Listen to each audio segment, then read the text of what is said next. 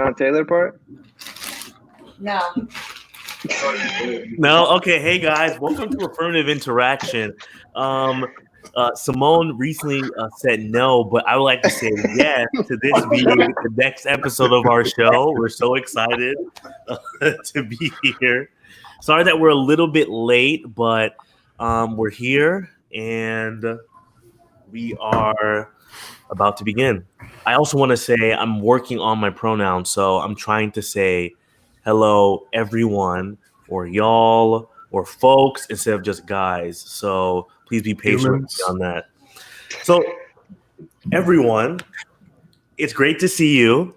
I know today has been rough. It always seems like things happen the day of the podcast, which is kind of wild. But I guess in a way that's good because that lets us at least talk about it with a great degree of urgency. So let's just get right into it. Breonna Taylor's decision, the decision on the court case regarding her and her killing was made today. Garrison, could you tell us a little bit about that and what that means? Actually, I'm going to pass it to my lawyer. Okay. I'll say a little something. So after what has been about 6 months of deliberation, investigations, supposed fullest, prosecution, fully fleshing things out. Today we received the decision from Kentucky's Attorney General, I believe Daniel Cameron. And he basically shared that the detective actually is going to be charged with a D-level felony, and which is the lowest level of felony in Kentucky, just so you know. And it is going to be wanton endangerment. Everyone else is not going to be charged. The other 2 officers will not be charged in Breonna's killing. That was a grand jury decision that came down that they announced. And so now we have to, try to go from here and figure out what is next. It's going to be a long road ahead. So I do have a quick question. What does wanton endangerment mean, just for the people that may not know? Yeah, so wanton endangerment is basically engaging in an action that can be dangerous to other people. And so an example of that actually is pretty commonly used, the shooting, right? If you shoot up in the air or if you shoot into a direction and there's a crowd of people standing there and somebody gets hurt, you'll be charged with wanton endangerment.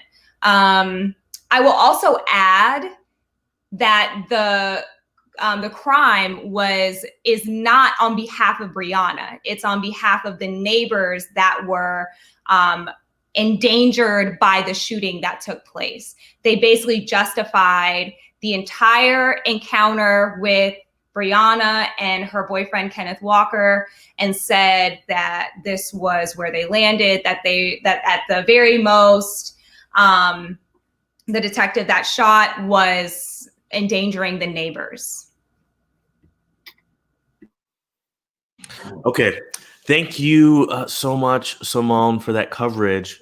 I have to say I find it incredibly, I would say surprising, but then again, I'm not at all surprised that the charge that end up being brought, or the charge that was divvied out, the justice that was divvied out, just like what Simone was saying, had absolutely nothing to do with what happened to Breonna. I think that is something that we all need to make sure, especially those that are watching, that we keep in mind, that she was not served any kind of justice. That virtually that is what happened today.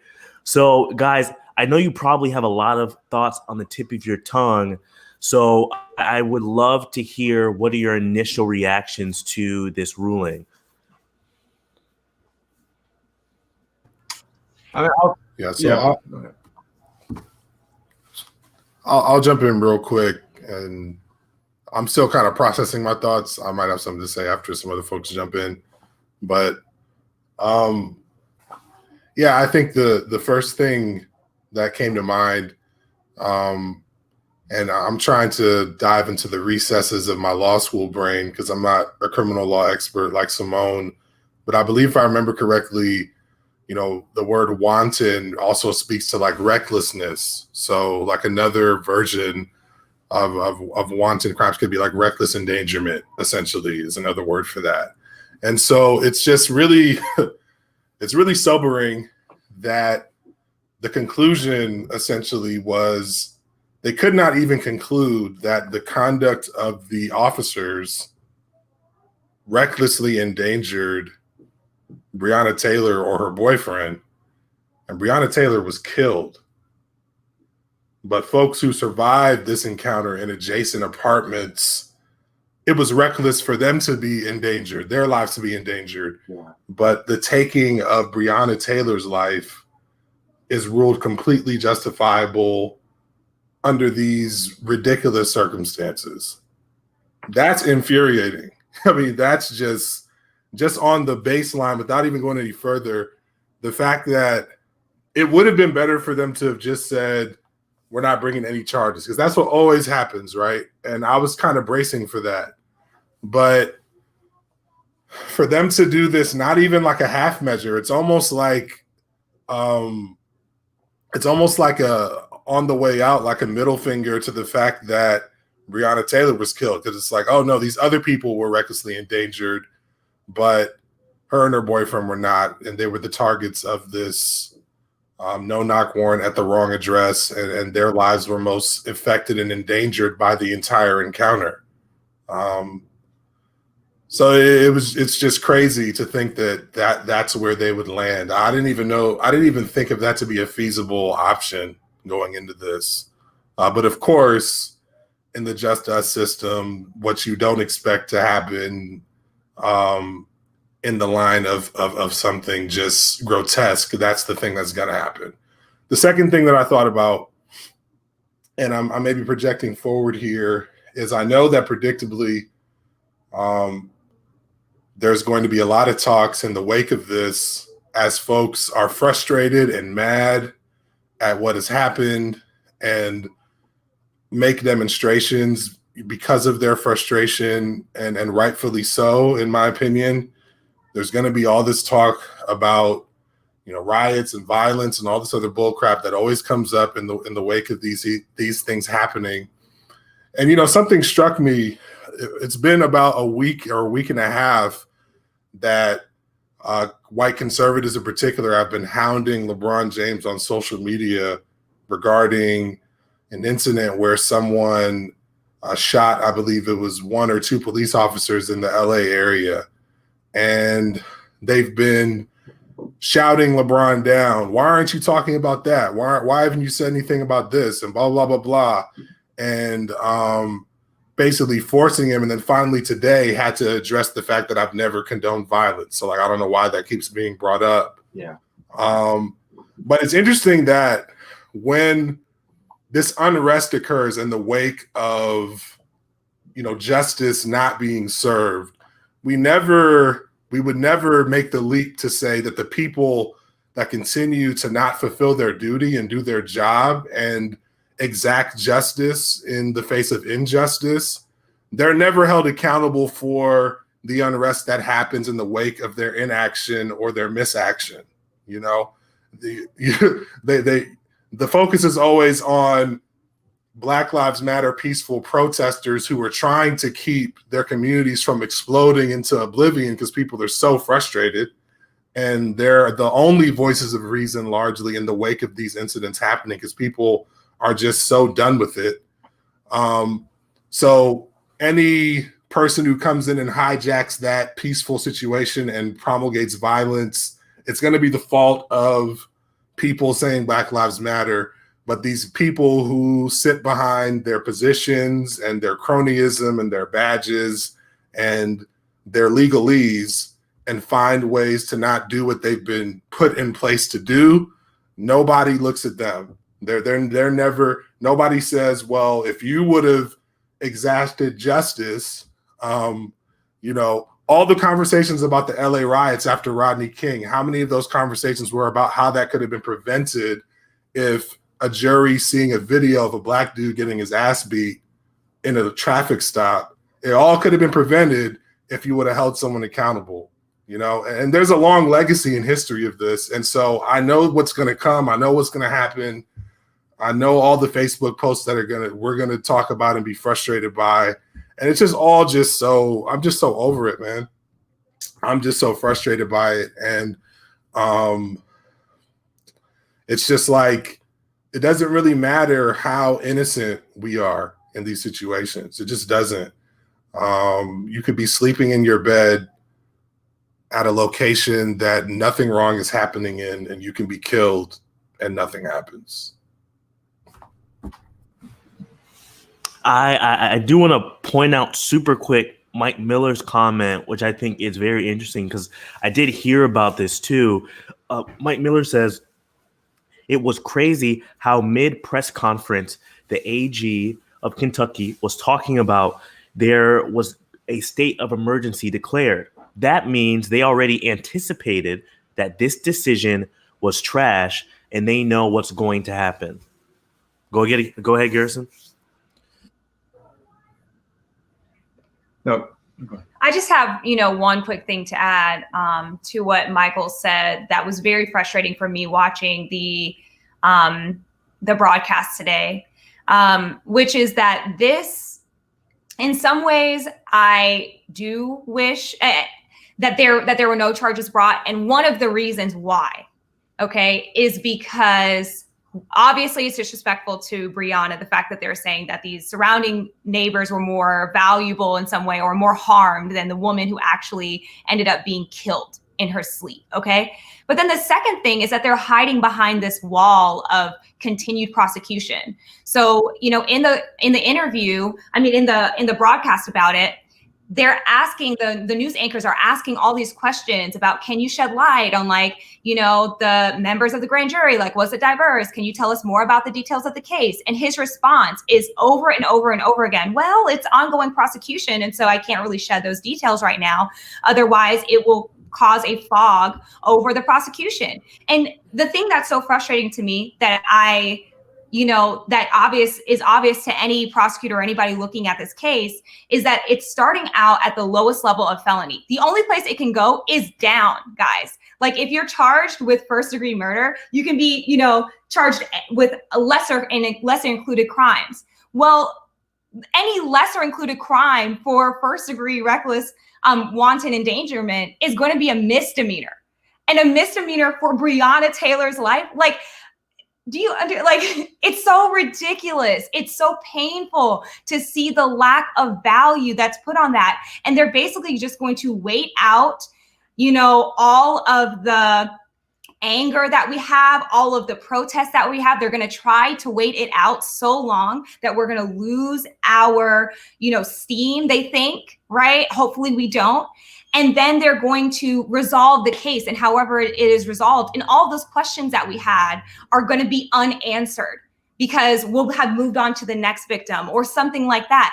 And it's just so insane to see it play out and to see how, in my mind, they're using this pending charge as a cloak for true questioning and getting down to the details about how this prosecution is actually being handled and how those charges were determined.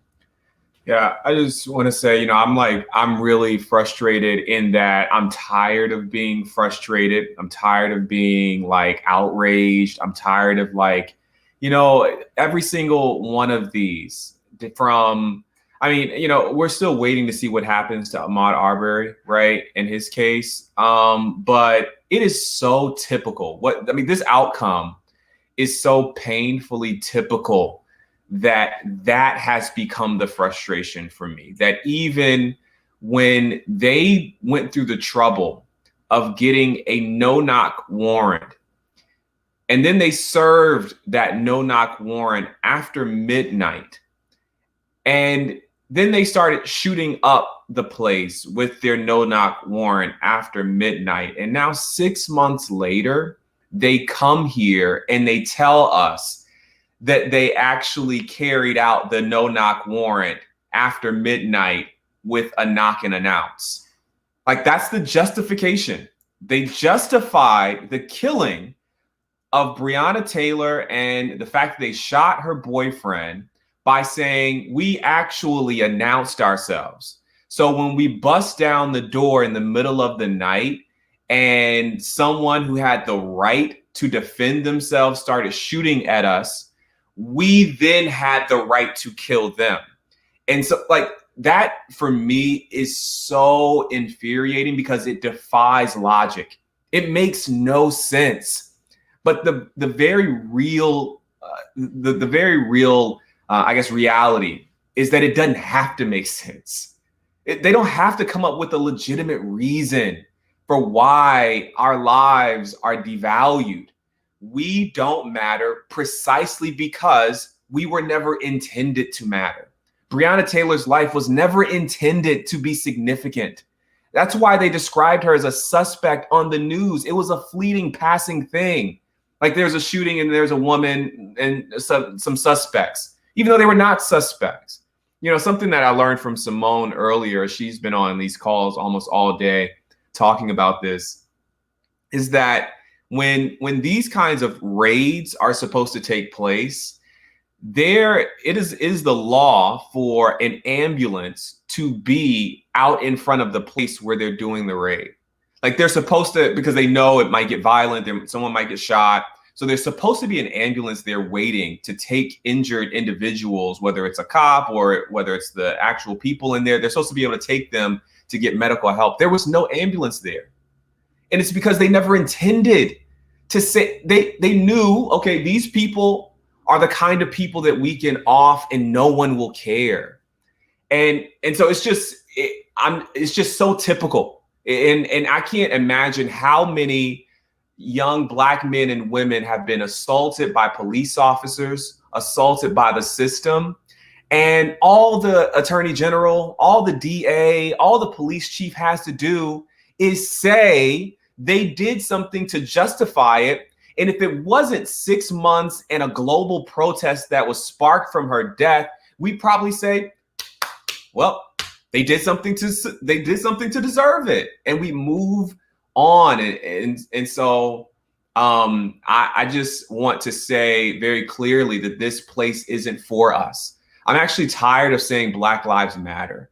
I'm tired of saying that because the truth is Black lives don't matter. And that's what we really need to say. And if they want to take issue with that, they can. But the fact is that Black lives don't matter in America. And I'm tired of trying to like twist it to say we do matter, because they don't believe that either. So just start telling the truth. Black lives don't matter. Deal with it, find a way around it, move somewhere else if you need to. But that's the reality that we are living in. Yeah, I think to just continue off of what Garrison is saying about showing how their lives don't matter, about how Black lives don't matter, part of that shows in the way of how this narrative is kind of being created in response to Breonna, her boyfriend, and even the people who were witnesses in the apartment itself.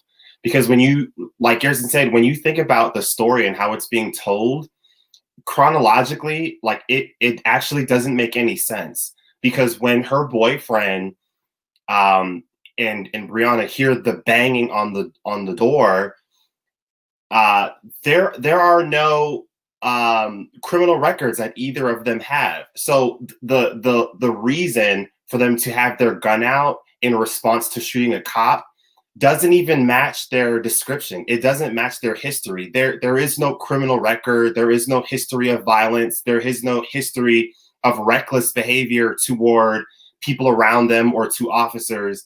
And so the only logical explanation for her boyfriend having the gun out is that he was unaware of who was at the door banging on it. And I think that benefit of the doubt is never told from the perspective of the victims of police shootings. Why would a man who has no history of shooting, of acting violent, of acting recklessly, somehow ignore the calls of a police officer who claimed to have said their title over and over, in the middle of the night choose to just say, bump that, I'm going to off an officer for no legitimate reason, right? The more news reporters looked into the story, they realized that Breonna and her ex-boyfriend hadn't been together for a very long time, right? There was no evidence to show, based off what I'm reading right now, no evidence to show that he was even living with her, which is also part of the concern that I'm not even fully understanding. Why, if the cops had done their homework in the same way that the news reporters had, the same way that these reporters had done, they would have known more about the people that they're claiming to go bang on the door for. And what also is troubling is that even the Black and white neighbors are saying they didn't hear anyone call or yell out officer multiple times. There was one man who said that he might have heard an officer say the word police once in the midst of all of the banging and shooting and explosion. He said he might have heard the officer claim his presence once. And that, like, the more you think about it, the more frustrated you get, because it's like, well, wait a minute. Their stories aren't adding up. If you're claiming, and correct me if I'm wrong here, but if you're claiming to have a no-knock warrant, then what is the point of banging on the door, screaming multiple times, police, we're here, police, we're here? I don't understand the thought process there. And I think just the more you continue to think about how they're trying to piece this story together, the more frustrated you get, because it's like, well, wait a minute. The actions of what you're saying don't match up to the response that we were seeing from the people in the room. It doesn't make sense. They would have opened the door if they heard the cops saying it multiple times, because there was nothing in Breonna's house for her to hide. So what reason would there be for the guy to pull out the gun? There's nothing in there that would have been incriminating. And I think that part, that narrative never gets told. It's just a matter of, well, bystanders in the way of whatever happens, cops are still fine. And that, I think, is part of the most frustrating parts of this story. I have a question for you, Simone. I don't know if you can answer it, but I have questions about, like, legally what, I guess I'm wondering, like, in, like, when people who are, and Nix, you are also a lawyer. When people who know the law are talking about this, what sort of charges do you guys think would be reasonable for this? Because when I listened to the podcast that reporters that they did that broke down how this all played out, it was very different than the story I had initially heard. The story I had initially heard was that they went to the wrong house and the person that they were looking for was already in custody. And so they didn't even have a warrant to enter Breonna's house. They were at the wrong place. And then when that reporter broke it down on the daily, she said that they had been essentially following around Breonna's ex-boyfriend for a long time. And I guess they thought they had reason to suspect that her house was one of his, like, where he was doing his drug dealing. And so they had a warrant to enter that home.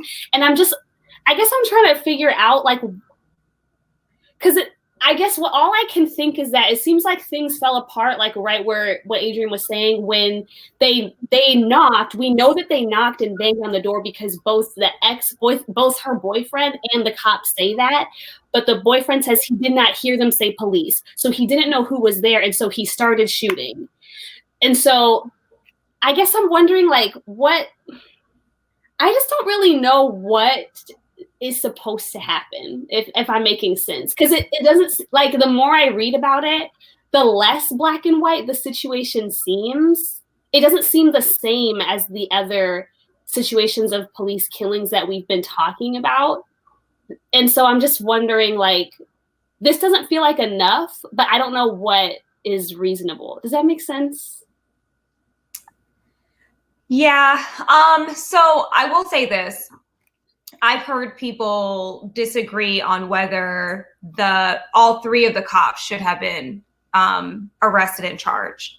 And part of that is because I believe it was Detective Hankison who went around to, like, the back or something. And he is basically the one that caused there to be like the direction of the shooting to happen in Breonna's direction in some way. And so I have heard people disagree about that, like reasonable people who say like, actually it wasn't their fault. I think what is most disappointing though in this situation is, I mean, kind of like to our original point, like obviously there is nuance to like these cases. And once you get all the documentation and stuff, you know, we don't even have all the documentation for the case. But one thing we know for sure is that they just charged somebody for endangering neighbors when they killed an entire woman. Right. One thing we know for sure is that, like, yeah, they heard banging on the door, but there's a difference between a knock and announce and getting into the apartment. Like they have to use like their ramp, whatever the battering ram to get into the apartment. So that's not a knock. That's I'm getting into your space. Right. So like a knock and announce is knocking, announcing, and then proceeding to enter. And so that's a different, you know, set of facts. And I think one thing that is definitely like, you know, worth talking about even in the legal space, even outside of the legal space and definitely within it, is the brokenness of our system, that no knock warrants even existed, that it would have allowed for any of this to happen.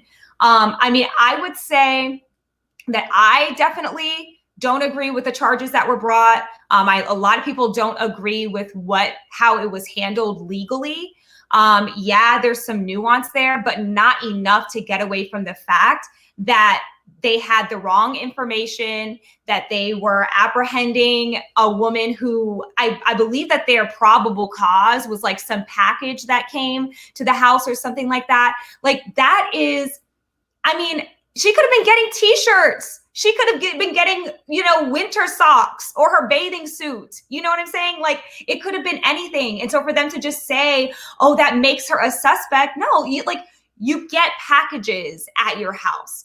And so I think it does require us to look several layers down if you want the absolute best and fanciest like analysis of the situation. But I think a cursory look at it, it screams inequity no matter how you look at it. And I think we're seeing that from the fact that Breonna, first of all, they arrested Kenneth. Like, do we remember that when they arrested, they had the nerve to kill this man's girlfriend and then arrest him. And I believe one of the charges was like attempted homicide or something, right? Like it was ridiculous that they could do this and cause this man this deep trauma of killing his girlfriend and turn around and arrest him like they didn't bust up into his house with a warrant that they should be embarrassed that they ever were fulfilling. You know, so there are so many layers here. But I will say that I do not agree with how it was handled. And I think that there are layers in how that might be handled and what the fullest extent of the law should be, et cetera. But in terms of analyzing this objectively, I don't think that these charges match even the best case scenario for the other side. I still don't think that these match up. They don't align. And we see clearly that Breonna and Kenneth's life was not valued nearly as much as those neighbors were who weren't even involved. Like, can we just get to talking about what happened between the two parties here, Breonna and her boyfriend and the cops? Like those are the real parties here. And yet somehow we've expanded this case beyond them. And like I said, I think it's just a ploy to avoid questions. But yeah, and I do think it's important to acknowledge that like they've admitted wrongdoing of the cops. Like to charge a cop should have at least been all cops. If anyone else is shooting, like all of the cops should have at least been charged with wanton endangerment. That's an admission that they did something wrong, right? And so like I certainly resonate with what you're saying, Esther, that like this seems like something else should have happened or some other charge should have been made, because at the very least they're admitting we were reckless, right, Nix? Like we were shooting and we probably shouldn't have been shooting the way we were shooting. And so in the way that they've even tried to twist it, the kernel of their own indictment is present there, right? Like the seed of their own misconduct is present, even in the way they tried to reframe it. Yeah, I think that part's so interesting to me when you start to look at that, because basically is what they're saying is we're fine with the murder if the murder happens within the construct of only the people in that apartment being shot. When they bring this charge of wanton endangerment, they're like saying like we were okay with Breonna Taylor dying, but we're not okay with police getting a little too far out of their situation that's at hand, which is like wait what you're saying to us is that a cop can come with this warrant and then kill the people involved in the investigation, but if we'll hold them accountable if a little bit gets like just right out of this box. And it's like no, this is what people are saying in these communities, that we don't feel safe when we interact with police, and police are just saying like it doesn't matter, because if we say you were safe or you were harming us, then we're gonna have the right to take your life, arrest your boyfriend when he shoots at us, and that's the funny thing is we just saw last week that they gave the settlement of $12 million to Breonna Taylor's family. Literally, like, why would you settle for $12 million if you didn't do anything wrong? Why would you change the law in Kentucky of these no-knock warrants to say we're not going to do these anymore if you were serving them properly? Like if you were I don't understand how you can do the wanton endangerment. You can give money, you can change laws, and then be like, well, but they didn't do anything wrong. Why would we indict them? It's like, no, they did things wrong. That's literally what you're saying. But you're saying that your group, your boys, your police are able to get away with literally murder because they're cops. And it's literally, if we're serving this, and someone made the point there too, the cops that served the warrant weren't even the cops doing the investigation. They didn't even know what was going on. They didn't really know who they were looking for. I believe there were 5 warrants that went out in this case, that they had the options of different places. I mean, it's just like thing after thing after thing where it's like, no, these things are not right. And we say like, why do we want to abolish? And it's like, because when we see obvious injustice, you don't care. You just justify it. You don't bring justice, you bring justification, and then nothing happens to the cops, and we just move forward. Like, oh, we fired the rotten apple, and we, keep going. It's like, well, what about the detectives? What about the system that's allowing this to keep I also keep want every to single add, time? just briefly, I just looked this up. Every law, like laws are different. They vary from state to state. But I just looked up the Kentucky statute for reckless homicide, which is what happened at the very least, Breonna Taylor. And guys, it's a Class D felony as well. And so it isn't like they literally looked at the statute. It's the same exact punishment. Even if you're saying, oh, we don't want him to be punished that much, blah, blah, blah. It's the same punishment. Jeez. They literally just decided not to honor Breonna Taylor as a victim of this crime. That is literally what they decided to do. Wanton endangerment, reckless homicide, same level of punishment eligibility. And they literally just decided to say, Breonna, it was a situation with you. We're not even gonna get into that. We're gonna give these other people in an apartment that were not even hurt, we're not even affected. We're gonna honor them by making them victims on this case. And we're not even gonna acknowledge Breonna. They didn't even have to leave the class of punishment they were already bent on. They didn't even have to leave that, and they decided not to do that. I just want everybody to know that. Someone needs to write that, because that's like the take. That feels to me like the most important piece of information I've heard on this. So I hope that you're sharing that. I'm also curious as to, and I don't know if Nixon's phone. I know we're kind of putting you guys in the seat here, but y'all the experts. We're going to be. What is the difficulty? And we see it in this instance where the 2 cops claim that they didn't have their body cameras, which I think is an issue in and of itself. But other reporters are saying that the other officers did have their cameras that were there. And so I'm concerned as to why is that, or if it is being looked into a bit more as to obtaining the access to police camera footage.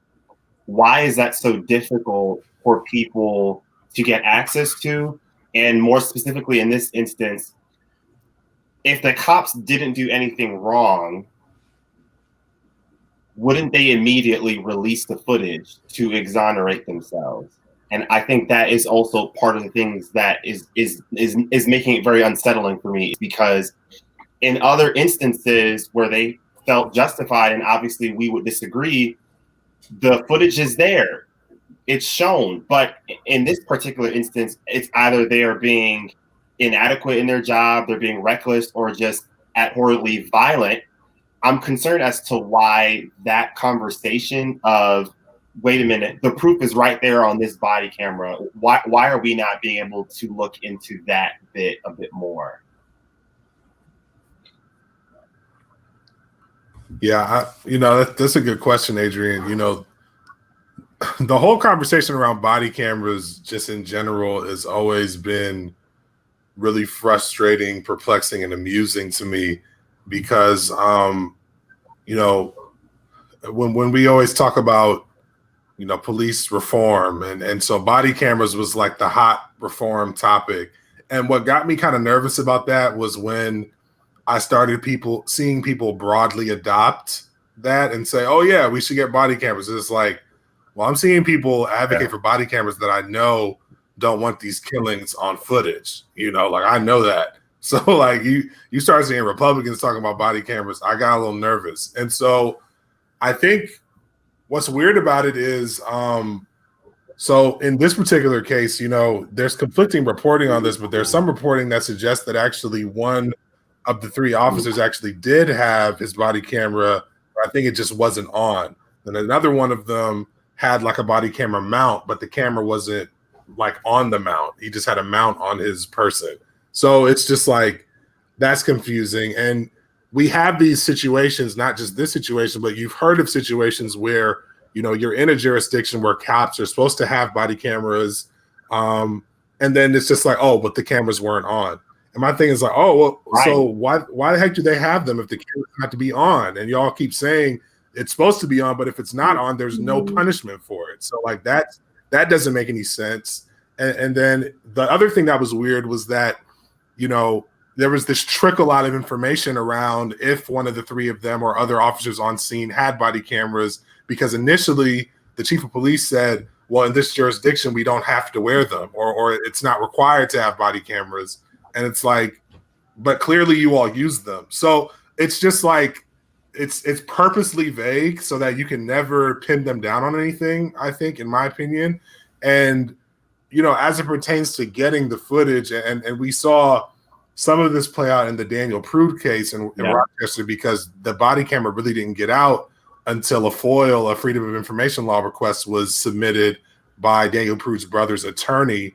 And so that's what's crazy about this, is that oftentimes you have to get your own private, criminal defense lawyer that sort of knows the way to navigate this to try to, file paperwork to get to this kind of evidence, because if they don't have to share it, they're just not going to, I mean, what was it like well over a year after Laquan McDonald was killed that the city of Chicago finally released the footage, which clearly showed what happened, which was clearly contradictory to what they've been saying for months. So it's just like, there's this push to say, oh yeah, let's get the cameras.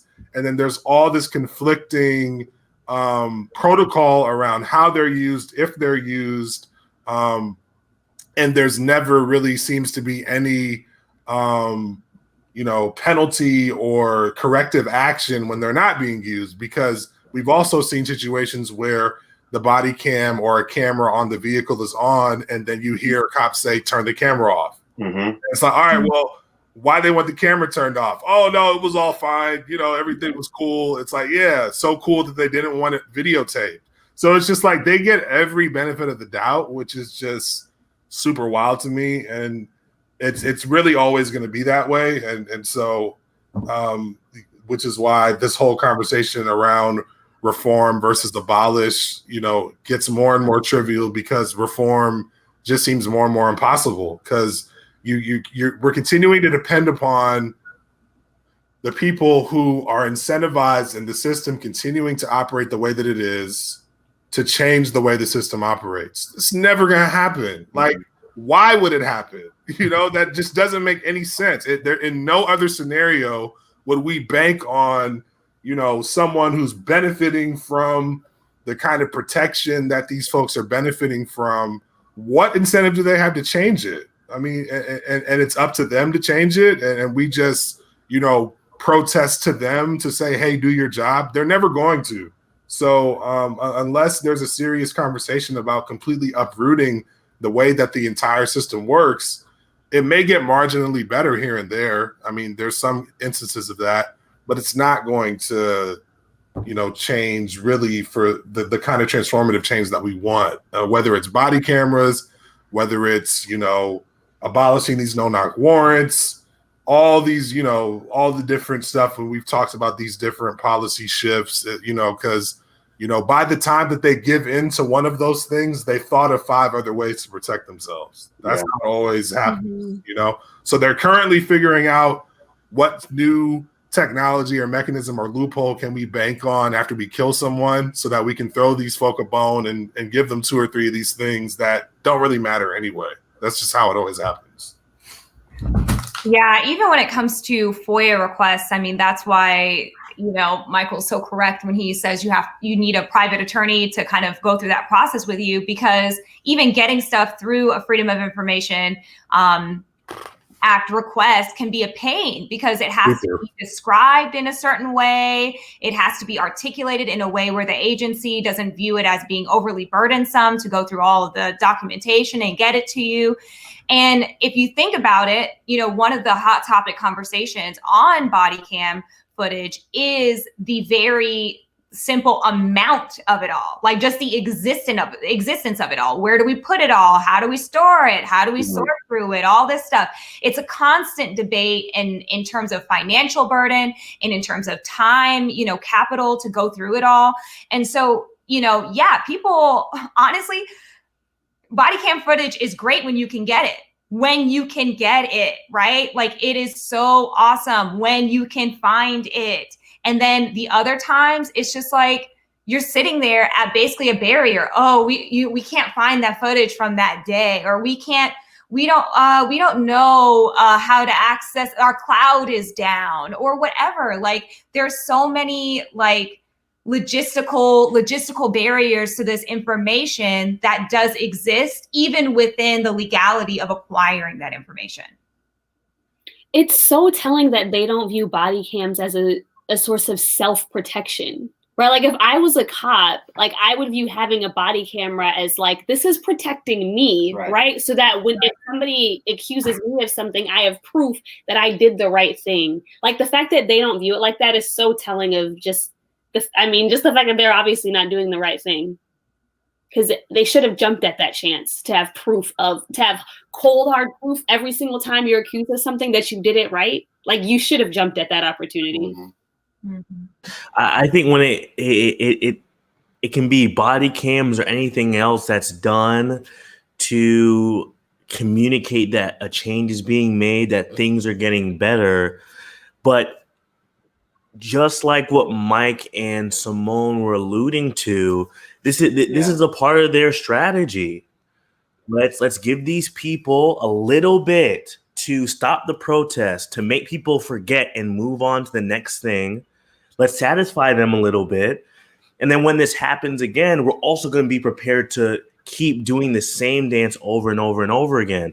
And perfect proof of that is literally how they banned no-knock warrants, and they said they're going to commit to police reform. They did that, but they didn't provide Breonna with the justice that she deserved. So it's this very confusing thing of, well, just like what you guys were saying, you guys reacted as if you delivered justice, but when it was time to deliver it, you didn't do it. And that's on purpose. Like, all of this is incredibly intentional. It's not by accident at all. And to me, in looking towards the future, it's just about, we really need to keep the pressure on, because they are counting on us to forget and to move on to the next distraction and to move on to the next thing. I don't care that Breonna Taylor was on the cover of these magazines and all these nice things are being said. When it comes down to justice being delivered, is that happening? That is how we truly honor her. So unless we're not keeping the button pressed and making sure things actually change, there's nothing else to talk about. There's nothing else to do except that.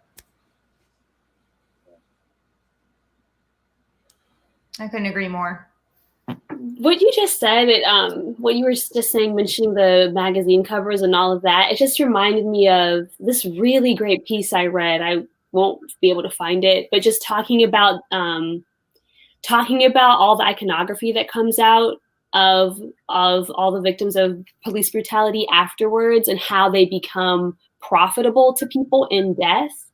And I don't know, it just spurred a very scary thought in my mind that, like, Black people dying at the hands of police, not only does the justice system and the government and the legal system not seem to care very much, but it also is really concerning to think about how it is actually profitable for a lot of people. Like, it's becoming a business in and of itself, right? Lots of different people, individuals and artists, and also, I mean, you know, we've seen it, institutions and businesses and companies are in this pot of making money off of the aftermath of it. And that scares me a lot, because we're all happy to see, oh, like, we're talking about it. This is becoming, you know, it's becoming acceptable and honestly even expected to talk about this, to address this in wherever you can, whatever your role is, whatever platform you have. But also, when you really think about it, a lot of those people doing that have very little incentive to actually do the work to stop it, because they're also making money off of the fact that it keeps happening. Yeah, and to your point, Esther, I think what's also frustrating, it all just kind of feels like this very superficial effort to make us, like, just feel heard, right? And then when we feel heard, like, our emotions will kind of just calm down, and then we can just go back to the status quo of normalcy, right? And I read this interesting thing on Twitter where they talked about in the last few weeks how the support for Black Lives Matter amongst white and Hispanics have dropped between like 12 and 15%, because they want to talk about the conversations of how the rioting and the law and order rhetoric that we see from the Republican side and from Donald Trump. And I think it really just shows that when all of those protests and that big riot that took place like in June or July, all of those people, particularly white Americans that fully became exposed to it, their willingness to fight the efforts against racism ends with simply hearing.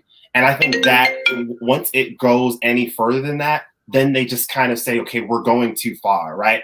Now the conversation that we've seen, it's shifting into something else. We're not having the conversation of police brutality and cops killing Black people. Now it's just, all right, you had your time of expressing your grievances. Now you need to just like get back in order. You need to fall back in line. You need to stop being angry. And that, I think it's the most infuriating thing, because I don't hear anyone talking about the fact that there were plans of reforming police, abolishing police, defunding police. These conversations aren't at the forefront of topics anymore. Now it's just law and order. Now it's just condemning riots. Now we're just condemning the violence that we see in protests. But we're never, like, these are all just symptoms of the problem that we were originally trying to address. And that it's like we can never have the chance to stay on task. There's all of these pivots, the merchandise, people doing art online, and the music, so many efforts that are being made of just these symbolic things. But it's like, how many times we have to show you all that, like, this isn't what we're asking for, right? And then when we get frustrated and you see people get aggressive, then it's like, whoa, my gosh, look at these thugs into the streets. And it's like, why is it that we can never just focus on the topic without you going in the directions that we're not asking you to go into, and then you get frustrated at us for being frustrated? And it's like, it's this constant loop and it makes any Black person just feel insane, because it's like we can never just stay on the proper subject. No, it's very fair, and just like to make that point, being in these conversations, I think when the system centers around whiteness, a conversation of Black Lives Matter is going to be a side topic, and it's continually treated that way. And I think that's what's really frustrating to kind of see, and kind of people have been screaming lately about this, and it's like, why is this a side topic? This is a system that's supposed to benefit the people within this nation, not specific people that look a certain specific way. So thank you everyone for sharing your thoughts. I know that today's been a tough day, but I'm just glad that we were all able to express our thoughts and just have that discussion. So we're going to pivot to the next topic, but I do want to shout out everyone in the chat right now. Mike, Curtis, Saba, Jose, we're really glad that you guys have been interacting, talking. Denard, Shantae, a couple of other people too. We're glad that you guys were able to join us. Of course, you can also listen to our show after the fact on our podcasts on Spotify and Apple Podcasts. But before that, we still have a show to go through, and we're going to pivot to Ruth Bader Ginsburg. Recently, Ruth Bader Ginsburg passed away at September 18th, 2020, of course. And I'm just going to tell you a little bit about her. She was an American jurist who served as an Associate Justice of the Supreme Court of the United States from 1993 until her death in 2020. She was nominated by President Clinton and was generally viewed as a moderate judge who was a consensus builder at the time of her nomination. She eventually became part of the liberal wing of the court as the court shifted to the right over time. Ginsburg was the second woman to serve on the U.S. Supreme Court after Sandra Day O'Connor, and was the first Jewish woman to serve on the court. During her tenure, Ginsburg wrote notable majority opinions, including United States versus Virginia, Olmstead versus LC, and Friends of the Earth Incorporated versus Laidlaw Environmental Services. And we have also brought in Amani. She's kind of cut out here. Let me move over. She's going to also be here with us just to help us talk a little bit about Ruth Bader Ginsburg's legacy. And we're also going to be talking about what her passing means for the Supreme Court next. Of course, we don't want to gamify this too much, so we definitely want to recognize her and show her as much respect as we can. So, guys, what are your thoughts on this? But actually, before we ask, Amani, can you give us a little bit about your experience knowing or able, if I remember correctly, you were able to attend a lecture with Ruth Bader Ginsburg. Can you tell us a little bit about that? Yeah, so thanks for having me back again. I was late, so I would have been here in the beginning, but here I am now. So you're welcome.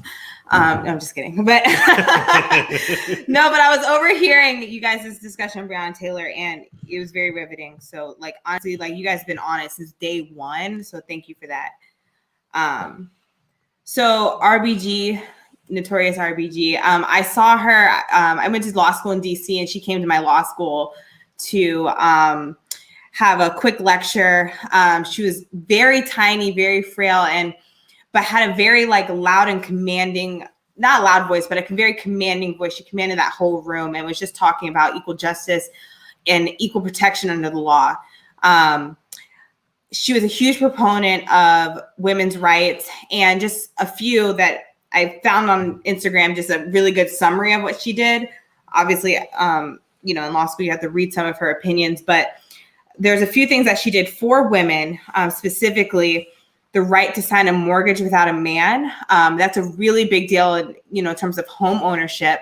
A few years ago, we couldn't sign our own mortgages, own our own homes without being married. And I think that was a huge win for women and, our independence and our equal protection under the law. Also, the right to have a bank account without a male cosigner, the right to have a job without being discriminated based on gender, of course, and obviously the right to have the right to be pregnant at work and to take care of your kids at work. Also, you mentioned the Virginia case. She also wrote an opinion for the military academy in Virginia for women to be admitted to that military academy in, what was that, 26? I don't know. It was recently. So, you know, she did a lot of things for women, and I think that's why it's such a hard hit. It hurts so much. And I think it especially hurts, and I'm pivoting towards more of the politics side of it. It especially hurts because it feels kind of like a little bit of a sting, because you have Roe v. Wade, you have all these awesome rights that we've won for women and we've progressed so much. However, with this new Supreme Court nomination that, to be quite honest, would, you know, probably will happen. There's no filibuster now. All you need is a simple majority to put it through. And the Republicans have the majority until hopefully November. You know, it's really sad to see, because the justice is going to, the court's going to be packed in terms of conservatives who, you know, don't support women's rights to abortion and don't support gun control. I think her name's Amy from she went to Notre Dame Law School. Big proponent of pro-life, guns rights and all that kind of stuff, who's probably the top candidate and most likely probably will get pushed through. So it's really, it's especially hurtful from a legal's perspective, you know, having someone like Ruth Bader Ginsburg being replaced by somebody much more conservative. Probably the court will be much more conservative than it's ever been. And that has a lot of implications for us in the future, for healthcare, for women's rights. So praying for her family. You know, her last words were that she did not want to be replaced before the election. People are not honoring them. So it's a sad moment, but we're thankful for all the years that she spent. And honestly, for pushing through for so long. I mean, when she came to law school, she literally had an ambulance follow her around. That's how frail she was. And she held on for a long time. So definitely thankful for that. So guys, for you, what are some of your thoughts on her legacy? We'll talk a little bit about that first. And again, thank you, Imani, for giving us that great summary. Mm-hmm. So guys, what are your thoughts on Ruth Bader Ginsburg? Well, first things first, justice, RBG. Justice Ruth Bader Ginsburg. No, I'm just kidding. Put some respect on this Put some woman's respect. name. No, I'm kidding. I mean, obviously that's who she was. But I mean, RBG, you know, is notorious RBG. I mean, she literally stands for so much of for me, you know, RBG not only spoke on women's rights, but she was a class A example of how to be in a space that doesn't actually acknowledge or affirm any of the ideas that you have or the experiences that you've had, and how to create that space and to make the room for that conversation to happen, kind of just regardless of what the momentum has been in the past. And I respected her so much for that. I mean, she, you know, I think most people here probably know, but she had some scathing opinions about Colin Kaepernick that were unpopular. But, you know, RBG was not a Black woman. RBG, it doesn't mean you have to be a Black woman or a Black man to understand that. I mean, Logan is a great example. But I don't expect for RBG to necessarily get every single thing right, you know? She did what she could. Could she have, you know, she really moved in spaces and changed things so profoundly. And I respect her so much for that. And it's an immense loss to the legal field, the legal profession. You know, we will mourn her for a really, I mean, the loss will be felt, you know, and I think one thing that I took away from it as well is that she is gone right at the time when people can still register to vote, people can still get involved. And I hope that we have the momentum it takes to have a new tomorrow. That's what I'll say. That's how I'll say that. Yeah,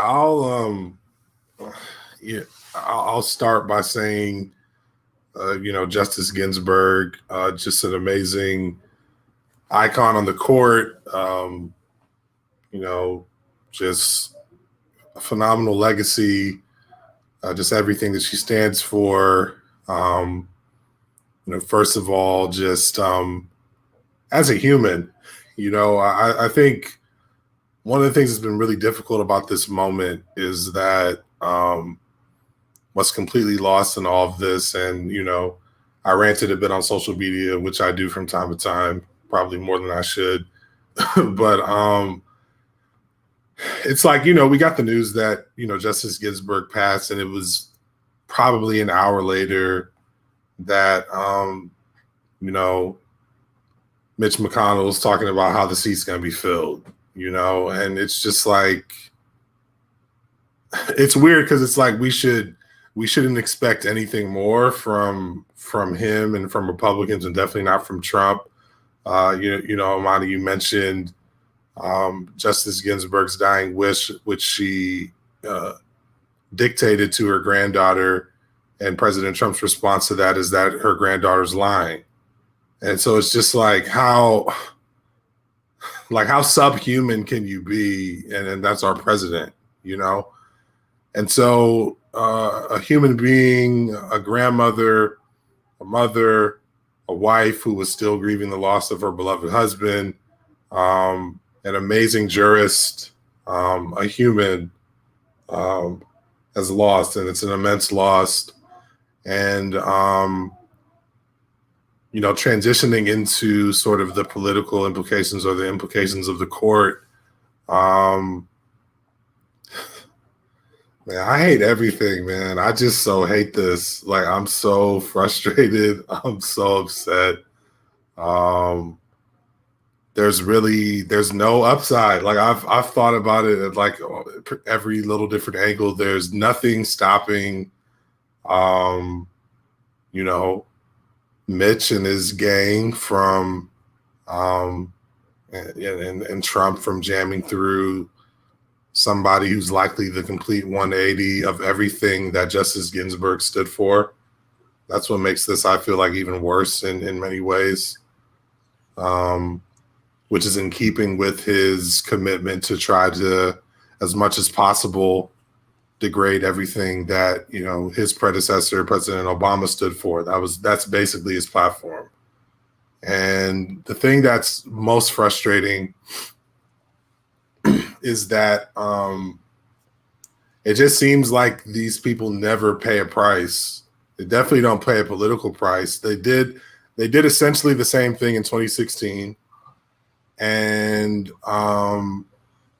everyone knew that a Supreme Court justice pick was on the line, and Hillary didn't win. We didn't vote, and so the thing that we always go back to in saying elections have consequences, they do. They have long-lasting consequences, and the fact that Trump is now essentially going to be able to fill 3 Supreme Court seats in a 4-year period. That's insane. Is crazy. It's super insane. And it's just like, and now, like, right on the heels of potentially, hopefully getting that dude up out of there and maybe getting back the Senate, one of the seats that we were expecting would be next up to be filled is going to likely be filled by him. And, all these, it's interesting to me that, in the diversity and inclusion field, is the last thing I'll say, one of the big things that came sort of out of right field was this whole push for like diversity of thought, which I think if you're truly in belief of that concept is a good concept, but conservative professors in particular on college campuses who were scared about campuses getting too liberal started pushing for, well, what about us? What about our perspective? And we need diverse perspectives and blah, blah, blah, blah, blah. Those same people see no issue with now essentially 6 people out of 9 people agreeing on the most critical things that come up as hot topics when you're thinking about issues that could make it to the court. They see no problem with that. Who cares about diversity of thought? Who cares about, having some sort of balance perspective on the highest court of our land, so that different viewpoints that exist within our diverse, eclectic country can be represented on that court. The Supreme Court died with Ruth Bader Ginsburg. It's dead. And whether the response is court packing, if the Democrats get the Senate back and Joe Biden wins, which I would be fine with on some degree, but every action has a reaction. And there's been this course that the Supreme Court has been on at least since 2016 towards it just becoming the third partisan wing of our government, when it's supposed to be the one nonpartisan stronghold that checks our government political system. That's out the window. It's another political body. We'll continue to have razor thin margins on confirming justices probably for the rest of our lifetimes. There's no going back. The Supreme Court's dead. And that's really sad as a litigant, as someone, for those of us who are in law school who were excited to read some of these great seminal foundational cases that built our legal field. It's now going to be the place where folks just try to make a law that fulfills their worldview. And it's going to be a clash of worldviews. And, in 20 years, there'll probably be like 20 some justices on the Supreme Court, because it's just going to be a tit for tat. That's all it's going to be now. That's the only thing that I can see coming forward, unless, Democrats just kind of like sit back and let it happen, which could also happen because they never fight back, generally speaking. So, yeah, I'm really sad. I'm going to mute myself now. I was going to say, I was just about to ask about that. What do you guys think of court packing? I personally just think that it's a slippery slope. It's a short-term solution, and it will politicize the bench. And I don't think the bench is ever meant to be politicized. But there has been a lot of debate, even within the justices, about how not to create, not to have political leanings. But I think that that's already been so far gone because of the fact that, just by the mere fact that we call them liberal and conservative wings, the way we align and our voice and our opinions are liberal or conservative, as if there's no middle ground. Justice Kennedy, who retired, and I don't even know why he retired. And, that was another Supreme Court justice that could have stayed. He's young enough to stay. And he decided to retire, and that's why Brett Kavanaugh got confirmed and pushed through. He was notorious of being kind of that middleman who was able to split back between the quote unquote liberal and conservative wing. And now you have people who are on the bench who, are squarely in their corners. And, I couldn't see a swing vote at all at this point. And like I was saying earlier, I think it's just really sad right now to see, hopefully, and like just having some kind of hope, hopefully that these attorneys, understanding the law, understanding that you need to be as objective as possible and, rule based off of precedent and not based off of your feelings or personal beliefs and emotions. I hope that they remember that. However, I hear, and I don't want to bring religion into it too much, but, I hear that the new justice that probably will be confirmed, Amy Barrett or something like that, she's a religious woman, very religious. And she has been quoted on record saying that she would, that you should rule more with your conscience, your faith-based conscience. And I think that, is going to be a concern for me. I think that she's going to be questioned on that, whether or not, I don't think religion matters in a sense, but if you're using it to influence your beliefs on the bench, I think it's wrong. So we'll see what happens. But, first of all, 42 days to confirm somebody, they're really pushing it at this point. And I don't even know if it's going to be a thorough confirmation hearing. You know, the judiciary has to hear it too, and they have to go through all that investigation. And I heard somebody say, like, when you get on a federal bench, you know, they knock on your neighbor from when you were 3 years old. There's a lot of investigation that happens, and you're going to do that in 40 days. I don't even think that it's going to be a thorough investigation of whether or not this person is qualified. And I think that alone should deter anybody. You know, with Obama, you had 10 months until the November election. And then he waited 31 days until he even nominated someone because he respected Justice Scalia. I think that they just don't care at this point, and they're playing a political long game. And Mitch McConnell and Lindsey Graham, they are the spawn of the devil. That's all I have to say. So I have a question, and then I have some thoughts. Do they not have until the end of the year, or until like it? Since he'll still be in office after Election Day, can this process not go through until he is actually out of office in January? So quick thought on that. That's a really good question. So I think there are a couple reasons why they want to do it before November 3. As you all probably know, the election in Arizona is a special election for the person who replaced John McCain. And so if the Democrat senator, I think it's Mark Hunt, this Democratic Senate candidate, if he wins, he actually gets sat immediately. And so that would make the margin 52-48. We have heard, and you know, don't even bet $1 on the word of Susan Collins and Murkowski, but they've both come out and said that they would not support a Supreme Court nominee until the next president is inaugurated. And so they've taken out saying they've confirmed someone during that lame duck period after the election, let's say if Trump were to lose. So that now makes it, you know, it's like 50-48 and they need 51. Pence could break the tie and make it 51.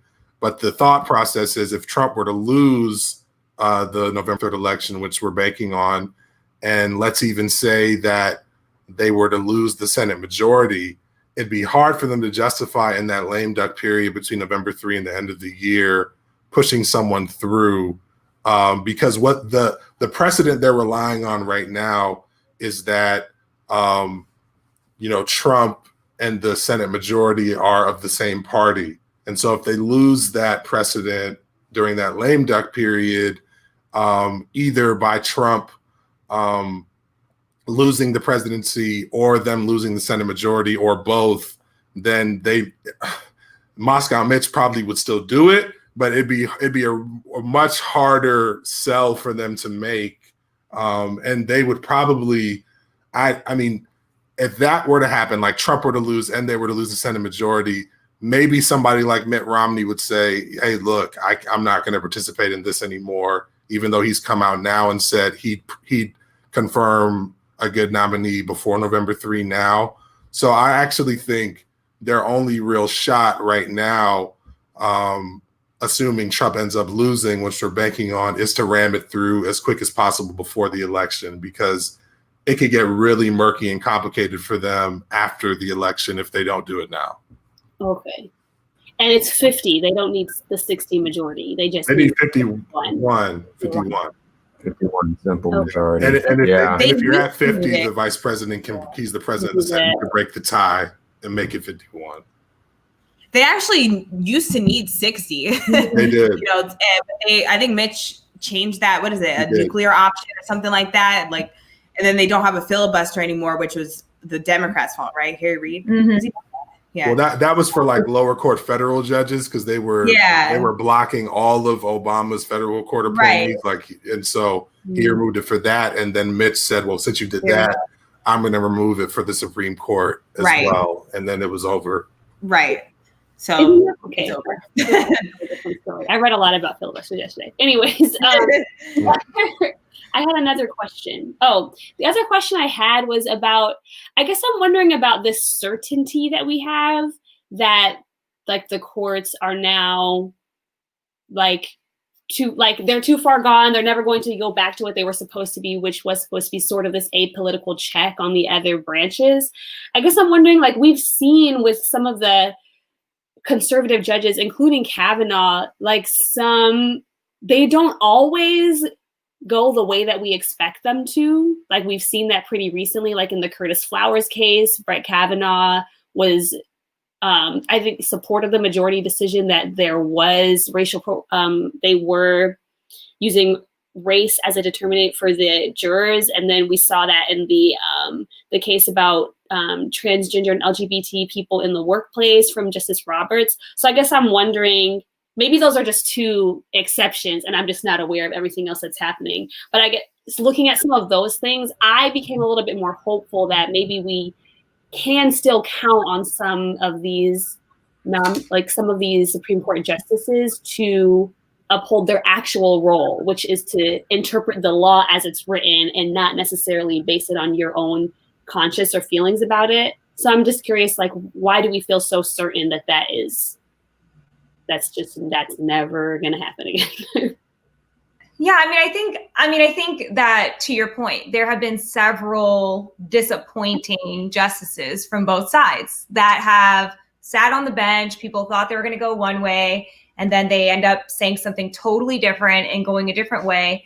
And in addition to that, you know, Imani and Mike know this really well from law school, but there are like concurrences that are written, right, where people don't totally agree with why the court got to a certain decision, but they agree with the final outcome. And so there are kind of like those nuances.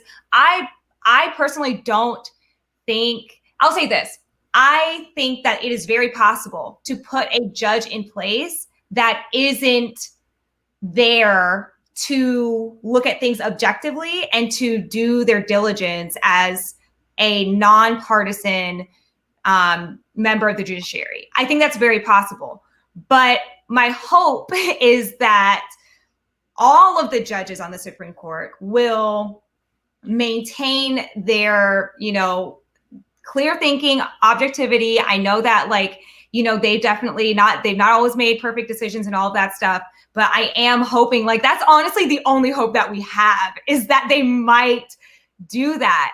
I think it's just really scary to know that the lens that they're viewing life through is so partisan, you know? And so I think that that's where it gets really scary when we start talking about some of the new prospective judges that basically said, like, well, I mean, yeah, I see the world through my own opinion, instead of, you know, kind of leveraging this like legal analysis. And then legal analysis is also nuanced. You know, people have different reasons for why they think certain things. There's different ways of analyzing the law.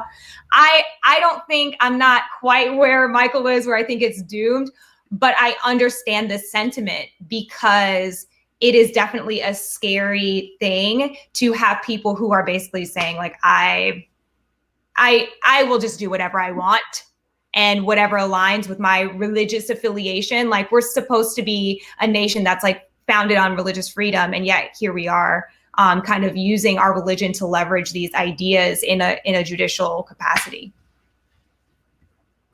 Yeah. So I'll just say real quick, you know, so I think about it like this. I think about whatever the new court makeup is going to be sort of in threes. So you have your liberal wing now, quote unquote, of Justice Breyer, Sotomayor, and Kagan. Then you have your firm conservative bloc all the time of Alito, Thomas, and this new nominee. If it's this woman they're talking about, she's going to be firmly in the pocket of conservatives on everything. And so then from there, you have sort of three toss-ups on either side now.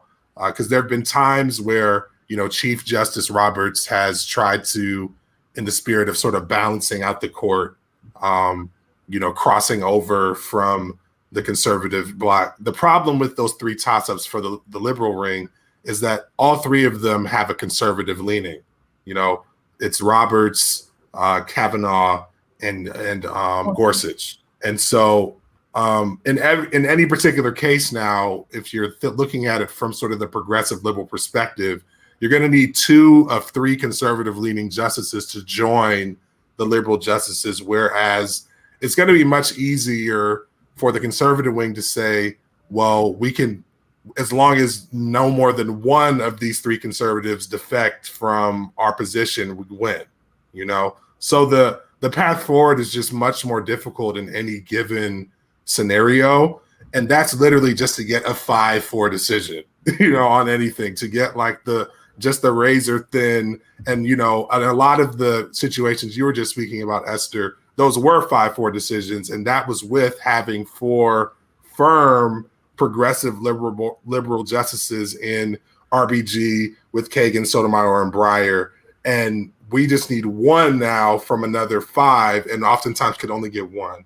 And so I just see it's just going to be really difficult, I think, moving forward, unless there is really good precedent, some really good arguments, a really long established, you know, legacy of jurisprudence on a particular issue for much of the progressive progress that's been made in the past, you know, 30, 40 years to hold up. It's just really going to be difficult in my view.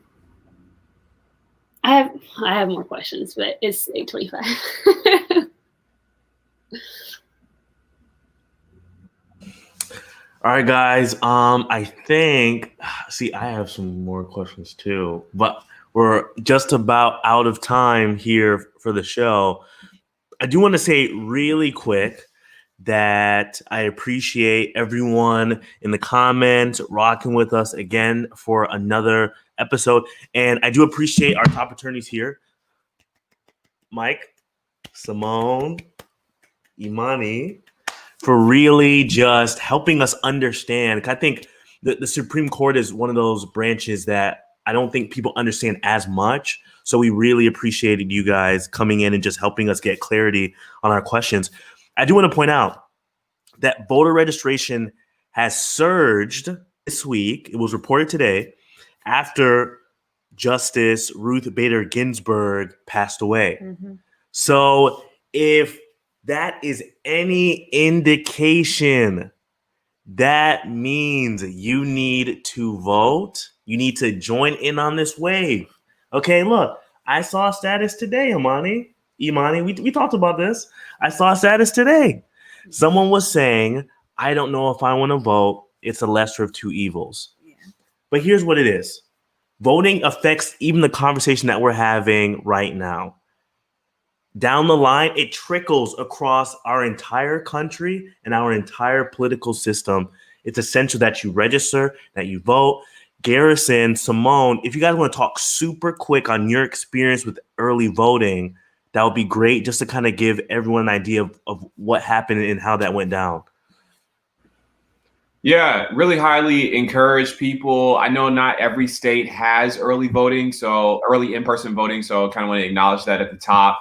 But if you are in a state that allows you to vote early and in person, go do it. You know, honestly, November 3rd is going to be a wild day. Like, you're going to see lines like Jordan just said. Voter registration is up significantly in almost every single state. So it's very likely that in your district, at your polling station, you're going to see a long line, which means people will very likely walk away. You know, and so I went to vote early and in person with Simone, and it was a breeze. We went straight through and filled out the ballot and turned it in. And I checked my little portal online, and it showed me that I actually submitted my ballot. And I feel very confident that my vote will count. And so, like Jordan said, it's so important. Like, what we see happening in Louisville is because someone elected somebody who makes the decisions that we got today. With this, like, Mitch McConnell is a senator, which means he was elected in Kentucky, and now he's holding the country by the, by the balls, essentially, to say that you're going to do what I say do. I'm sorry to say that. I couldn't think of another word, honestly, and that's exactly what's happening. And so, like, elections matter. Just go vote, make your voice known. I apologize if that was too crude. I thought you were going to say gonads, but I feel like what you chose, the worked perfectly. It's okay. I called him the spawn of Satan, so we're on the same level here. We're just going all I did not cuss today, so that was good. So AU students, please also vote. Talk to your VP of Diversity and Inclusion. He can also hook you up with resources on voting on campus. And of course, the link he just shared. Guys, thank you so much for tuning into Affirmative Interaction. We're so glad you got to spend this time with us. Before we, and thank you, Amani. Thank you so much. Thank you so much. Thank you so much. So thank you so much for joining us. And hey, we might even do a part 2 because I think the Supreme Court discussion is really important right now. So we might just revisit that too. Thank you, Mike Miller, for another great suggestion. Thank you, guys. I'm your host, Jordan Smart. We are Affirmative Interaction. We will see you next week. Bye. Bye, everyone.